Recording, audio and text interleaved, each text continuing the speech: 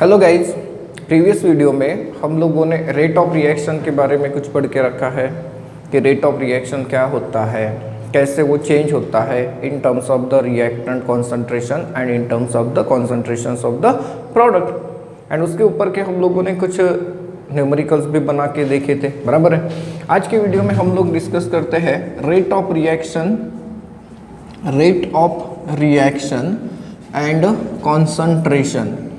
And concentration of reactant के बारे में and not the product. Concentration किसका? रिएक्टेंट का हम लोग पढ़ेंगे। नाउ रेट ऑफ रिएक्शन की अगर हम लोग बात करते हैं तो हम लोगों ने रेट ऑफ रिएक्शन पढ़ के रखा है, बराबर है। And it is observe that कि एट अ गिवन टेम्परेचर, कोई अगर पर्टिकुलर टेम्परेचर है तो जो रेट ऑफ रिएक्शन होता है वो किसके ऊपर डिपेंडेंट होता है? On the concentration of the reactant. ये हम लोगों ने पढ़ के रखा है। इस हेडिंग के अंदर आप लोगों को छोटे छोटे दो हेडिंग्स पढ़ने हैं, एक है रेट लॉ एंड दूसरा होता है रेट कांस्टेंट। तो दोनों को हम लोग सिस्टमेटिकली समझते हैं कि ये टर्म्स कैसे एक्सप्लेन हम लोग कर सकते हैं। सबसे पहले हम लोग समझेंगे अबाउट द रेट लॉ। अब रेट लॉ होता क्या है? तो consider a general reaction. Suppose मेरे पास कोई एक रिएक्शन है, that is A moles of A plus B moles of B gives C moles of C and D moles of the D, बराबर है। ये कोई भी एक जनरल रिएक्शन है एंड इस रिएक्शन का जो रेट है वो पर्टिकुलर कोई भी एक टेम्परेचर पे किसके ऊपर डिपेंडेंट होगा? On the concentrations of the reactant. Clear हो रहा है कि rate of reaction at a particular temperature will be depend only on the concentrations of the reactant। And इस रिएक्शन का रेट लॉ अगर हम लोग लिखते हैं तो हमें मिलता है rate is directly proportional to the concentration of A to the power X into concentration of B to the power Y। और इसे हम लोग लिख सकते हैं कुछ ऐसे, rate is equal to K into concentration of A to the power X into concentration of B to the power Y। Sir यहाँ पर आप लोगों ने X एंड Y की जगह small a and small b क्यों नहीं लिया? इसके पीछे भी कुछ रीज़न होगा, बताऊंगा थोड़ी देर में आएगा। तो ये जो इक्वेशन आया, इस इक्वेशन को हम लोग कहते हैं रेट लॉ इक्वेशन या फिर डिफरेंशियल रेट लॉ। तो फिर रेट लॉ अगर पूछा कि क्या है तो हम लोग क्या बता सकते हैं? तो it is an experimentally determined equation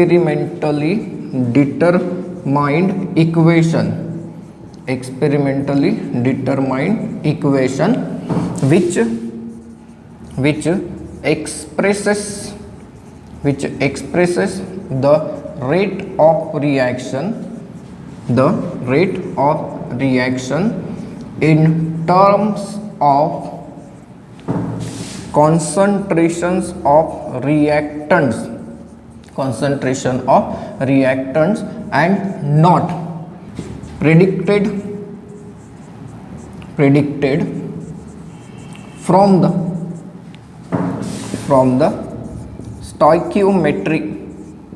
stoichiometry of reaction। देखिए क्या होता है रेट लॉ। तो rate law is experimentally determined equation, उसे हमें एक्सपेरिमेंटली डिटरमाइन कराना है, which expresses the rate of reaction in terms of concentrations of reactants and not predicted from the stoichiometry of the reaction. इसका मतलब ये होता है कि ये जो x एंड y है, ये x एंड y की वैल्यू क्या है? एक्सपेरिमेंटली डिटरमाइंड है। x and y are experimentally determined, बराबर है, एक्सपेरिमेंटली डिटरमाइंड। एंड ये ज़रूरी नहीं है कि x एंड y हमेशा a और b से अलग रहे, एक समान भी रह सकते हैं, but it is not guarantee. तो x एंड y की वैल्यू को ढूंढ लीजिए, आप लोगों को पर्टिकुलर टेम्परेचर पे पर्टिकुलर रिएक्शन का क्या मिल जाएगा? रेट मिल जाएगा। तो रेट लॉ क्लियर है। अब मैं आप लोगों को बताता हूँ कि रेट कांस्टेंट क्या है। आप लोगों को 2 मार्क का एक क्वेश्चन पूछा जा सकता है कि डिफाइन और explain rate law and rate constant. तो ये हो गया 1 मार्क के लिए। नाउ अब ये जो रिएक्शन है, इस रिएक्शन को हम लोग फिर से लेते हैं इस आंसर में। Consider a reaction, consider a general reaction, consider a general reaction that is A moles of A plus B moles of B gives C moles of C and D moles of D। अगर हम लोग इस reaction का rate equation मानते हैं कि rate is equal to K into concentration of A to the power X into concentration of B to the power Y। Now if concentration of A is equal to concentration of B is equal to 1 mole per dm cube, 1 mole per dm cube, then क्या होगा? सोचिए, इस reaction का rate law हमने ऐसे लिखा। अब मैंने कंडीशन डाल दी कि अगर कॉन्सेंट्रेशन ऑफ A 1 मोल पर डीएम क्यूब है एंड कॉन्सेंट्रेशन ऑफ B ये भी 1 मोल पर डीएम क्यूब है, तो ऐसे केस में रेट इज इक्वल टू क्या बन जाएगा? K। यहाँ पर तो हम लोग इसे प्रोपोर्शनलिटी कांस्टेंट कहते हैं, बट एक्चुअली क्या है ये? Rate constant. तो रेट कांस्टेंट की अगर बात करें तो rate constant is defined as क्या मिल रहा है? रेट कांस्टेंट किसके बराबर मिलता है? रेट के बराबर। लेकिन कब? जब concentrations of the reactants becomes unity. तो rate constant is defined as the rate of reaction, the rate of reaction when concentration of each reactant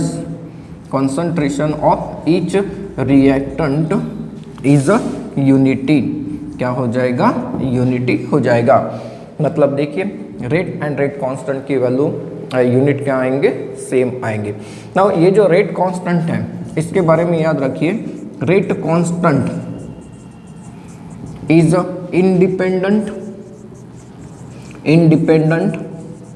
of concentration but depends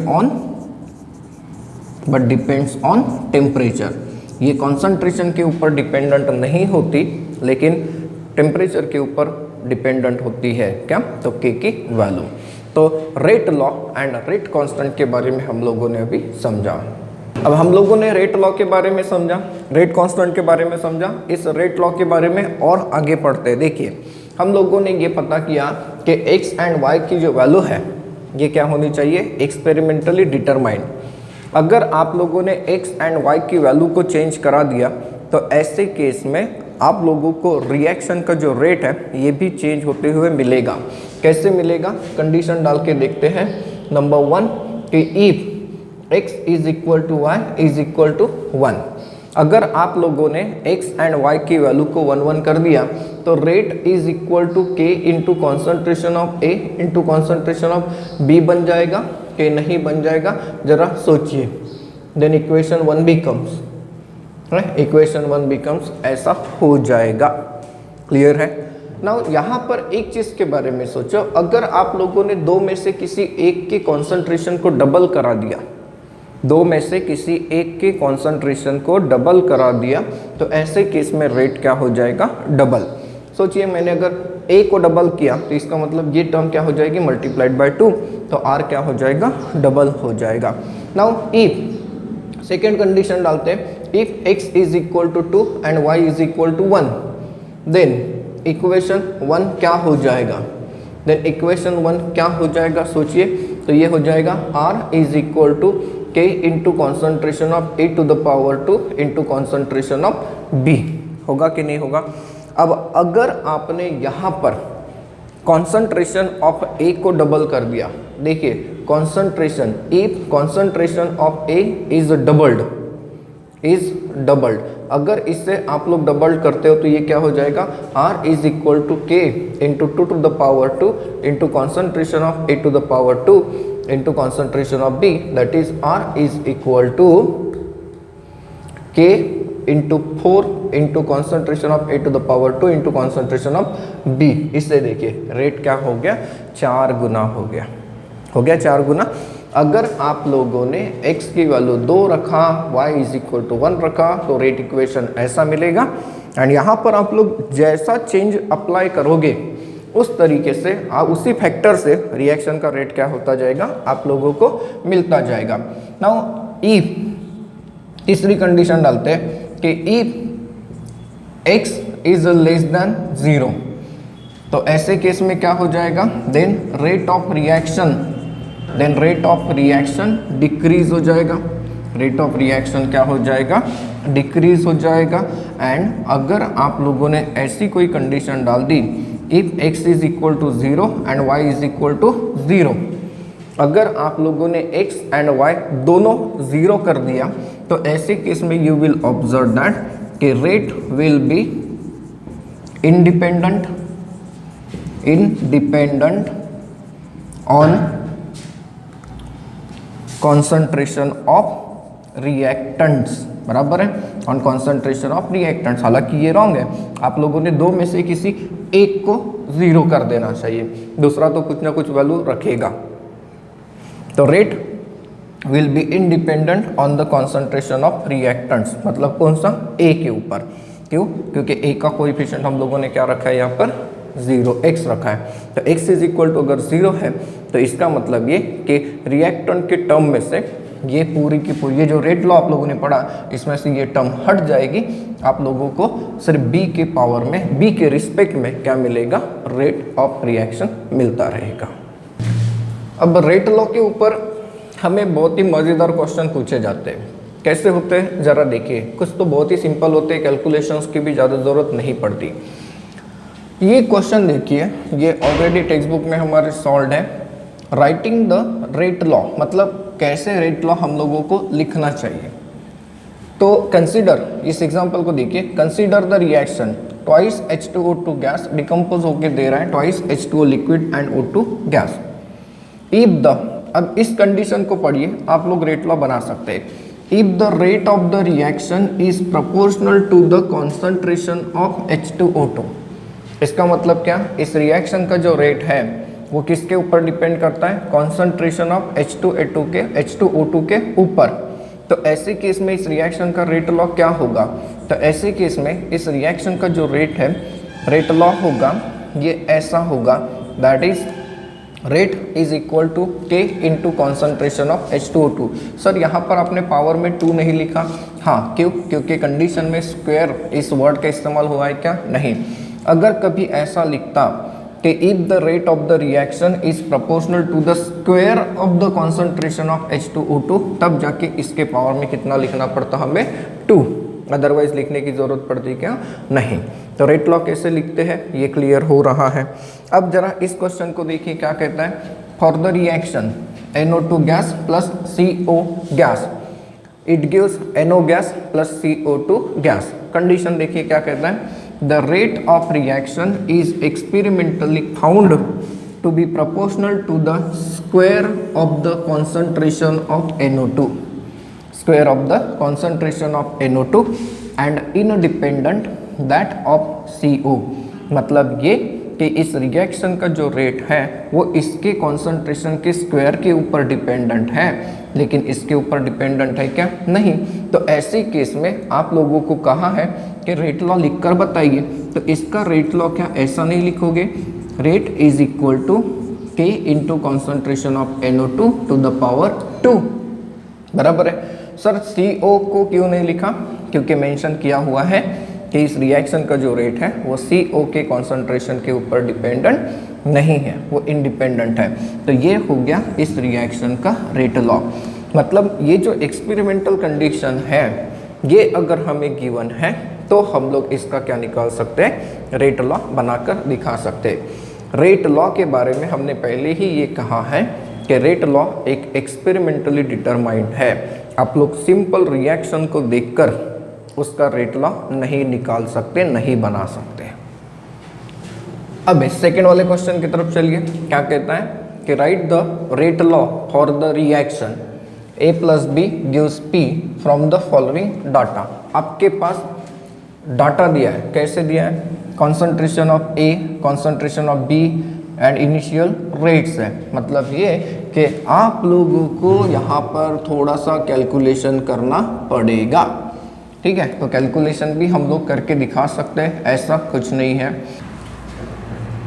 late the rate law is, R is equal to K into concentration of A to the power X into concentration of B to the power Y।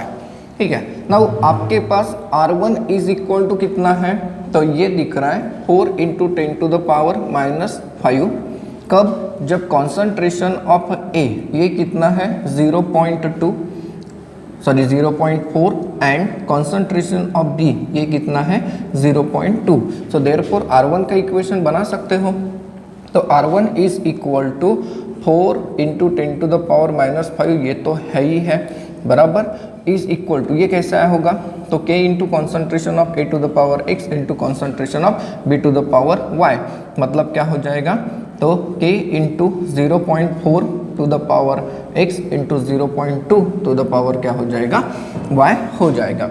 Now R2 की अगर हम लोग बात करते हैं, तो आपके पास R2 कितना है 6 इंटू 10 टू द पावर -5। कब, जब कॉन्सेंट्रेशन ऑफ A 0.6 हो गया, कॉन्सेंट्रेशन ऑफ B कितना हो गया 0.2 हो गया। सो देयरफॉर R2 का इक्वेशन क्या बनेगा, R2 is equal to 6 into 10 to the power -5 that is equal to K into concentration of A to the power X into concentration of B to the power Y। तो A का concentration कितना है 0.6 to the power X into 0.2 to the power Y। यहाँ से आप लोगों को X या फिर Y की वैल्यू मिल सकती है। कैसे मिल सकती है, देखिए, डिवाइडिंग R2 बाय R1, अगर आपने R2 को R1 से डिवाइड किया तो R2 upon R1 is equal to क्या हो जाएगा 6 into 10 to the power -5 divided by 4 into 10 to the power -5 that is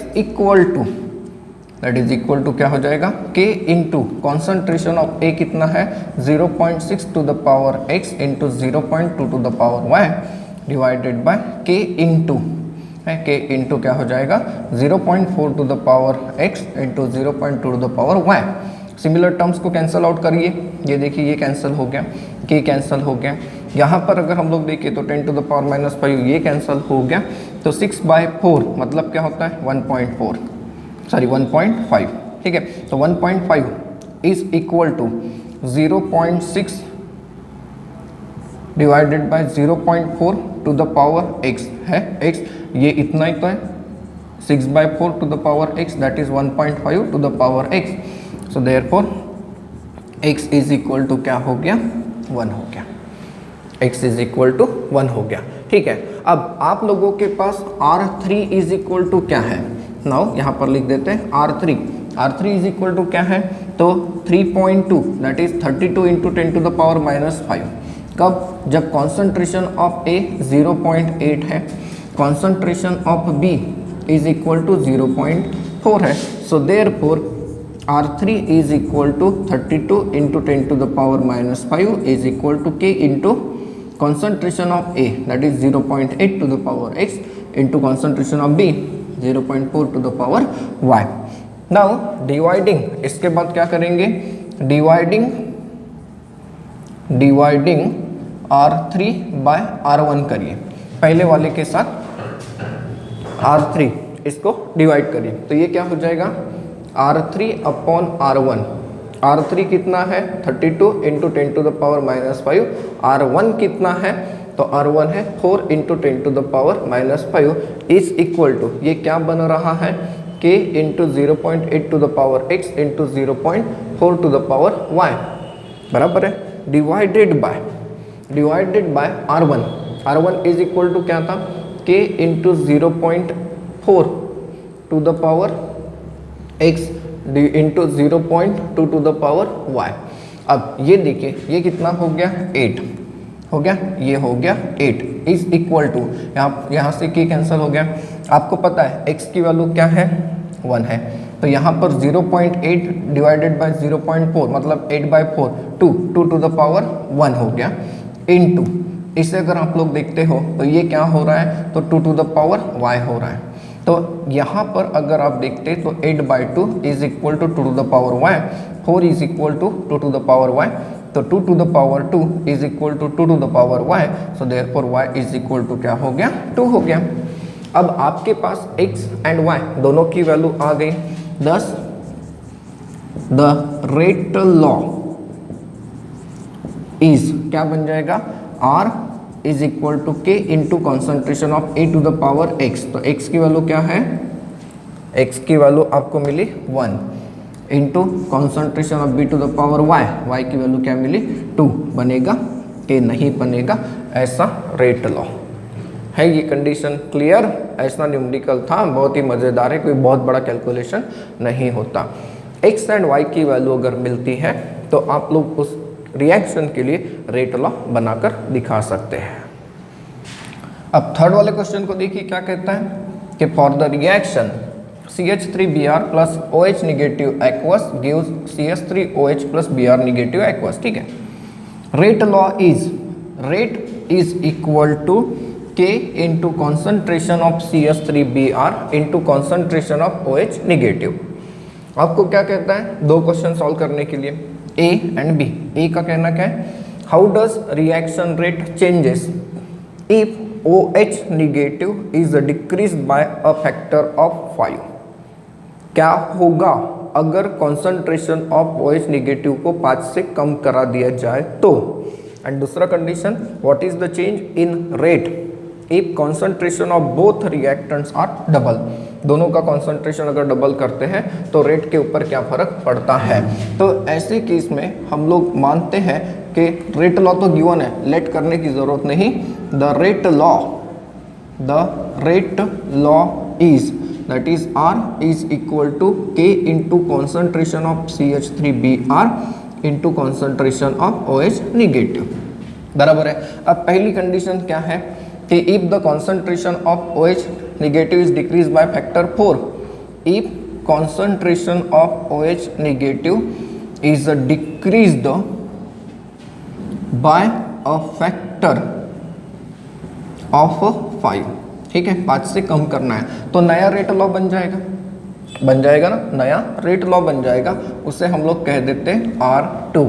क्या होगा, R2 is equal to K into concentration of CH3Br into 1/5, decrease हुआ ना, 5 से कम हुआ, into concentration of OH negative. ठीक है, now dividing R2 bye R, ये आपके पास इक्वेशन है, इसे हम लोग R1 भी मान सकते हैं, ऐसा कुछ नहीं। तो क्या हो जाएगा, R2 अपॉन R, इसे R1 कर देता हूँ। ठीक है, R2 upon R1 is equal to क्या हो जाएगा, that is you will observe K into concentration of CH3Br into 1/5 into concentration of OH negative divided by K into concentration of CH3Br into concentration of OH negative. अब similar terms cancel नहीं होती क्या, ये देखिए ये cancelled out हो गया। आपके पास क्या बच गया, अगर आप लोग चेक करते हैं तो आपके पास बचा R2 by R1 is equal to 1/5। So therefore R2 is equal to R1 by 5 हो जाएगा। मतलब ये कि जब कॉन्सेंट्रेशन ऑफ OH 5 से कम करते हैं तो रिएक्शन का जो रेट है ये भी 5 से कम हो जाएगा। दिख रहा है क्लियर? ठीक है, देन बी वाले का कहना क्या है, देखिए कि इफ कॉन्सेंट्रेशन दोनों के डबल कर देते हैं, if concentration of CH3Br and concentration of OH negative are doubled, इसे अगर आप लोग डबल करते हो तो नया रेट लॉ बन जाएगा R3। तो R3 इज इक्वल टू क्या हो जाएगा, तो K into 2 into concentration of CH3Br into 2 into concentration of OH negative. अब करिए dividing equation, dividing R3 by R1। R3 को R1 से डिवाइड करके देखिए क्या हो जाएगा, R3 अपॉन R1। R3 की वैल्यू क्या है, K into 2 into concentration of CH3Br into 2 into concentration of OH negative divided by K into concentration of CH3Br into concentration of OH negative. देखिए सेम टर्म को cancelled out कर दीजिए, 2 into 2 क्या बच गया, 4 बच गया। That is R3 upon R1 is equal to 4। So therefore R3 is equal to 4 times of R1। मतलब जब दोनों का कॉन्सेंट्रेशन डबल हो जाएगा तो रिएक्शन का जो रेट है वो पहले के मुकाबले 4 गुना बन जाएगा। क्लियर है? अब फोर्थ वाले क्वेश्चन का कहना क्या देखिए तो कि for the reaction twice A plus twice B it give twice C plus D if concentration of A is doubled at a constant concentration of B the rate is increases by a factor of 4। मतलब concentration of A double करते हो तो rate कितने से बढ़ जाता है? 4 से बढ़ जाता है। if concentration of B is doubled with concentration of A being constant the rate is doubled। write the rate law for the reaction। तो यहाँ पर अगर हम लोग इसे सॉल्व करते हैं तो इनिशियल रेट लॉ हम लोग कुछ ऐसे देते हैं कि let the rate law is, पहला रेट लॉ हम लोग ऐसे बना देते हैं कि R1 is equal to K into concentration of A to the power X into concentration of B to the power Y। अब कंडीशन डालिए। पहली कंडीशन क्या कहता है कि if concentration of A is doubled the rate increases by 4। अब concentration of A double करोगे तो रेट क्या हो जाएगा? डबल हो जाएगा। That is R2 is equal to K into 2 into concentration of A to the power X। ये एक टर्म है, देखिए है ये एक term into concentration of B to the power क्या हो गया? Y। That is what? K into 2 to the power X into concentration of A to the power X into concentration of B to the power क्या हो गया? Y हो गया। Now dividing R2 by R1, आप लोगों को क्या मिल रहा है? R2 upon R1 is equal to 4। कैसे? देखिए R2 is equal to 4 times of R1 है, ऐसा न्यूमेरिकल की कंडीशन है कि अगर कॉन्सेंट्रेशन ऑफ A को डबल करते तो रेट 4 गुना होता है। तो हाँ, R2 ये पहले वाले रेट के मुकाबले क्या हो गया? 4 गुना। दैट इज इक्वल टू, रखिए तो वैल्यूज को, that is K into 2 to the power X into A to the power X into concentration of B to the power Y divided by K into concentration of A to the power X into concentration of B to the power Y। अब देखिए similar term cancel हो रही कि नहीं हो रही है? हो रही है। ये सारी टर्म कैंसिल हो रही है। आप लोगों के पास क्या बच गया? That is 2 to the power X, मतलब 2 to the power 2 is equal to 2 to the power X। So therefore X is equal to क्या आ गया? 2 आ गया। तो यहाँ पर आप लोगों को X की वैल्यू मिल गई। अब आप लोगों को Y की वैल्यू की तरफ जाना है तो दूसरी कंडीशन देखिए क्या कहता है कि if concentration of B is doubled, इसे डबल्ड करते हैं, the rate is doubled, so therefore R3 नया वाला रेट लॉ बनेगा, that is K into concentration of A to the power X into, इसे डबल करना है तो ये क्या हो जाएगा? 2 to the power Y into concentration of B to the power Y। Now dividing R3 by R1 क्या होगा? सोचिए, R3 upon R1 is equal to क्या आ रहा है? 2 आ रहा है, क्योंकि रेट क्या हो रहा है? डबल हो रहा है। Is equal to K into concentration of A to the power X into 2 to the power Y into B to the power Y divided by K into concentration of A to the power X into concentration of B to the power Y। देखिए similar terms हटा दीजिए, आप लोगों को क्या दिख रहा है? 2 is equal to 2 to the power Y। So therefore Y is equal to कितना आ गया? 1। अब आप लोगों के पास X एंड Y इन दोनों की वैल्यू आ गई तो रेट लॉ लिखेंगे। तो इसके बाद आपका आंसर होना चाहिए 10 द रेट लॉ इज, क्या बनेगा? That is rate is equal to K into concentration of A to the power 2, X की वैल्यू 2 है, into concentration of B to the power 1। तो ये हो गया इस रिएक्शन के लिए रेट लॉ होगा। इस तरीके से इसे सॉल्व करके देना था। अब क्वेश्चन नंबर 5 का कहना क्या है? देखिए, the rate law for the reaction, आपके पास ये रिएक्शन है A plus B gives C is found to be, ये रेट लॉ है, that is rate is equal to K into concentration of A to the power 2 into concentration of B. The rate constant of the reaction at 25 degree Celsius is, rate constant given है. What is the rate find out करके देना है when concentration of A is 1 mole per dm³ and concentration of B is equal to 0.2 mole per dm³. Means आप लोगों के पास अगर given में देखा जाए तो आपके पास गिवन में क्या है, तो R is equal to K into concentration of A to the power 2 into concentration of B है. ठीक है, ये तो इसका रेट लॉ है, इसे बाद में यूज कर लेंगे. आपके पास है concentration of A that is 1 mole per dm³, मतलब 1 मोल पर लीटर है. कॉन्सेंट्रेशन ऑफ B भी है that is 0.2 mole per dm³ और litre. You can say then rate constant मतलब K होता है, तो K की वैल्यू कितनी है आपके पास 6.25 इंटू मोल स्क्वायर इनवर्स पर सेकेंड, बराबर है. व्हाट इज रेट, R की वैल्यू फाइंड आउट करने के लिए कहा है. नाउ इस रिएक्शन का अगर आप लोग रेट लॉ देखें तो R is equal to K into concentration of A to the power 2 into concentration of B. ये दिया हुआ है, आपको क्या फाइंड आउट करना है, rate of reaction find out करना है.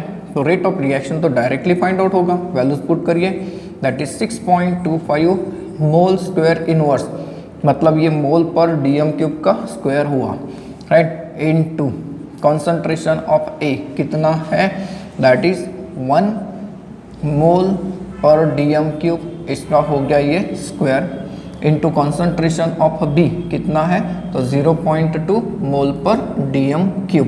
ना यहाँ पर अगर आप लोग देखें तो मोल पर dm³ 2 बार है, मोल पर dm³ 2 बार है, ये पूरा कैंसिल कर देगा.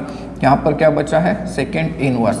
तो जो भी आंसर आ रहा है पहले उसका यूनिट देखिए, मोल पर dm³ पर सेकेंड.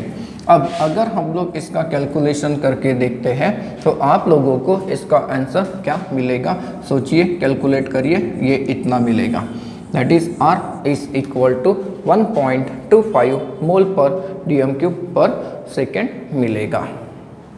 अब क्वेश्चन नंबर 6 का कहना क्या है ये भी देखिए.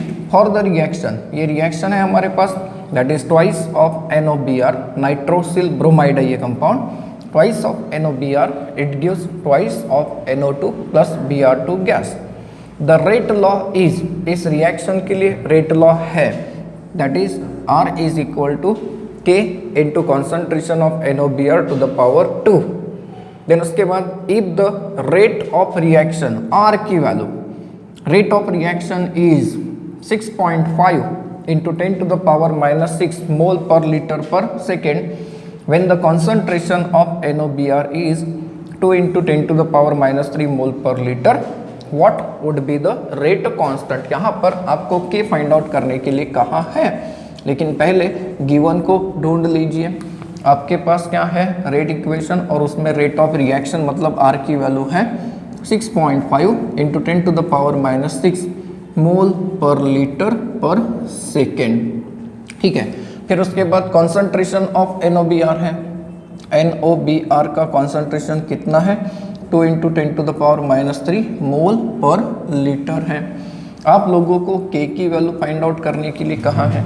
नाउ आपके पास रेट लॉ क्या है, R is equal to K into concentration of NOBr to the power 2.